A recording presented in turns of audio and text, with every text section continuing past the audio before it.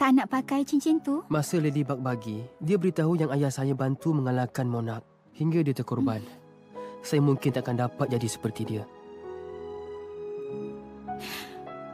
Awak tak perlu jadi seperti dia. Jadilah diri sendiri. Adrian, awak saja yang boleh tentukan apa yang awak nak buat dalam hidup. Kata-kata awak sentiasa menenangkan saya. Bila saya bersama awak, saya rasa sangat bebas. Saya cintakan awak.